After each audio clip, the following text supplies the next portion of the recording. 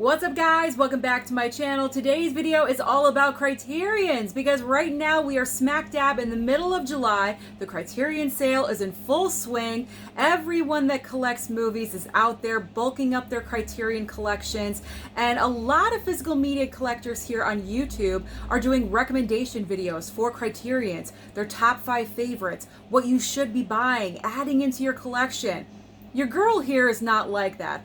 In this video, I'm going to let you know my top 5 disappointments from Criterion. Criterion regret is what I call it.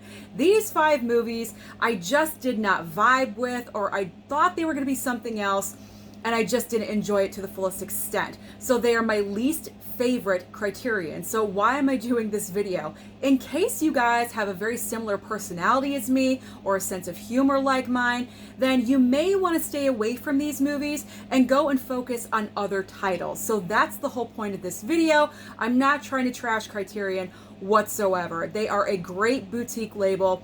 A lot of their stuff is absolutely phenomenal. But these 5, they're the least favorite in my collection. So before I get into showing you what I just did not vibe with, if you are brand new here on my channel and you love and adore physical media, everything to do with movies, or maybe YouTube just happened to recommend me to you and you're kind of digging my vibe, then consider hitting that red subscribe down below as well as that like button, but also the notification bell so you don't miss anything in the future. And very exciting, we are almost at 7K subscribers. So are you going to be the one to put me over to 7K? The one person? Hit that red subscribe. All right, let's get into my bottom 5 of my Criterion collection. This is in no particular order whatsoever. I just grabbed my bottom 5, and also no harsh comments down below. Everyone is going to have a different opinion about movies, about these movies in general. So this is just my personal opinion. And to let you know, I'm not planning on getting rid of these. I'm going to be open-minded and I'm going to watch them again and give them another chance. But if I'm not vibing after a second watch, I might consider passing them on to someone else in the future, just so you know. But they're just not my cup of tea for some reason. Okay, so let's get started. This is going to shock a lot of people. The Big Chill. So I really wanted The Big Chill because I heard it was this great movie. If you've never heard of it, it's about a bunch of friends who have to reunite because unfortunately one of their friends in their friend group commits suicide. So they get back together for the funeral as a reunion, kind of. And I don't know what I was expecting out of this, but I think I was just expecting more out of it for some reason. I think I had this grandiose idea of what The Big Chill was, and I just remember when it did end, I remember saying to myself, that's it? Like, it was unsatisfying. It didn't fulfill me like I thought it was going to. Not saying it's a bad movie, but for me, we just didn't click. The Big Chill and I just did not click. But as I mentioned, I will watch this again, as I'm going to watch all these movies over again. But I'm trying to watch the Never Seen It's before I revisit these. But The Big Chill, it's just, I don't know, let down. I was let down by it. But it's so surprising because it's such a great stacked cast. You have so many actors at the high point of their career during this movie. And it's just, I don't know, kind of a letdown. It is a letdown. Okay, let's move on from The Big Chill. Next up, Punch Drunk Love with Adam Sandler. So before you even start and dig in on me, I knew beforehand that this was not funny Adam Sandler. This is not the Adam Sandler that we know from SNL and all of his prior funny goofball movies. I already knew that going in. I had no expectations of any kind of comedy in this movie whatsoever. The word that describes this film is weird. This movie is weird. Now, normally I can handle weird and I can handle out there concepts and ideas, but this film is like weird beyond. I think it's too weird for me. And the ending, Mama Blu-ray and I watched this together. It ended. We looked at each other and said, that was weird. We both said it at the same exact time and in the same exact tone. That says something. If 2 different people with 2 different brains, now granted my mom and I are extremely close and we probably do share a brain stem sometimes, but for us to say the exact same thing about the same movie, It's pretty telling, in my opinion. But I will give it the second watch. I will be open-minded, but I don't have any high hopes for this one. I'm predicting I will be passing along Punch Drunk Love in the future. It was too weird. Too weird. Next up, Rushmore. I know this is going to like shock a lot of people. I know there's die-hard fans out there that love this movie, and good for you. If you love this film, that is all that matters. Everyone has different tastes about every single movie out there. I think the big problem with me and Rushmore is that I just didn't click with it for some reason. Some films that you watch, you click. You're in sync, you're there with it, you're going with it, you enjoy it from beginning to end. I did not click with Rushmore at all whatsoever. I bought this because I heard great things about it. Bill Murray's in it. I enjoy Bill Murray. Now granted, again, I knew it wasn't like a top like comedy movie. That's fine with me. I don't mind watching comedians in serious roles. I actually welcome it.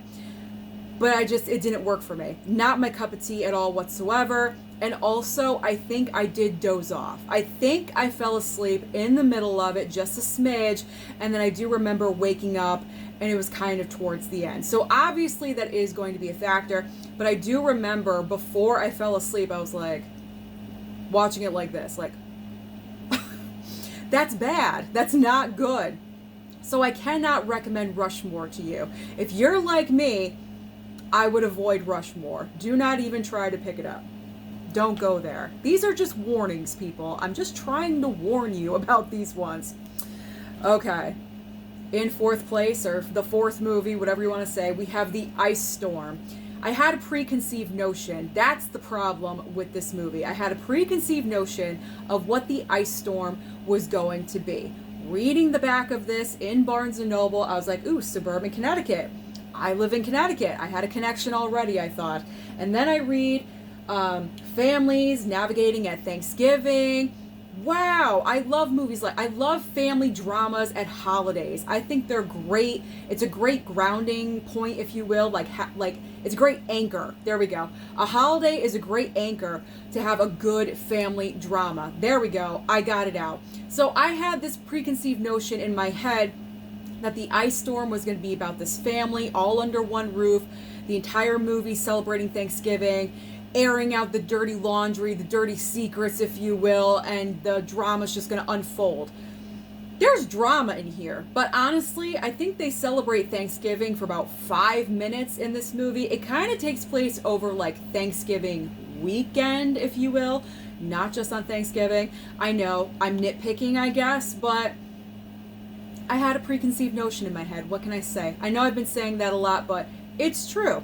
I thought it was going to be more along the lines of like Home for the Holidays or like August Osage County, when families get together and the drama unfolds. It does have an all-star cast, I will say that, and they are great in it. The acting is top-notch. Very nice, very good. It's beautiful to look at, but because I had a different idea of what the movie was, I didn't like it as much. So, going back for the rewatch, now that I know what this movie is and what it's about, maybe possibly I can enjoy it more. But as of right now, it's in the bottom of my pile because I just did not enjoy it that first time around, unfortunately. So, not dogging on The Ice Storm. My own fault, I guess. It's my own fault. I had my own idea in my head and I shouldn't do that. All right, last movie. Sid and Nancy. So, this one needs a little bit of an explanation. Now, not saying that Sid and Nancy is a bad movie. It actually is not. It's a decent biopic. This is about Sid Vicious and his girlfriend, Nancy. Now, Sid Vicious is played by Gary Oldman. That's part of the reason why I picked this up. Gary Oldman is like such a great actor. One of the best we have working today. And this is very early on in his career, like one of his first starring roles. So I wanted to see that, and I wanted to experience that, and I love biopics. So I figured, you know what, Sid and Nancy, this is right up my alley. I made the mistake of watching this upstairs because for some reason on the upstairs TV with Criterions, I can't figure out how to turn on the closed captioning through, I guess, the main menu or whatever it is. But downstairs here in my room, I press a button for my Blu-ray player and there it is, closed captioning. It's a great feature. Anyway, because I did not have closed captioning, I could not understand what the heck they were saying in this movie because the English accents are so thick. I was struggling and working. I don't want to work when I'm watching a movie. The whole point of watching a movie is to relax and take a break and enjoy what you're watching and just take it all in, let it wash all over you. I was working. I was like my ear was up against it. I had the volume up really loud. I think my mom was like, turn that down at one point. I was trying to understand it and I could not. So my best advice to you, if you do decide to pick up Sid and Nancy, turn the closed captioning on because of the fact that I could not understand. The story was more difficult for me to follow, so I couldn't really enjoy what was going on in front of me because of the lack of understanding of what they were saying, if you understand what I'm saying. So that was what was wrong with Sid and Nancy.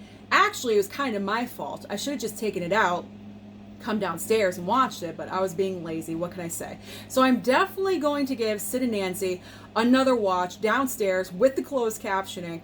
But as of right now, as you know, true to the other four, it is at the bottom of my Criterion pile. So those are the 5 Criterions that I cannot necessarily recommend to you as that they are the best, but I will be open-minded and I will give them all second chances. So let me know down below, do you have any Criterion buying regret or any movie in general? Let me know down below. Don't forget to like and subscribe before you leave, and I'll see you next time.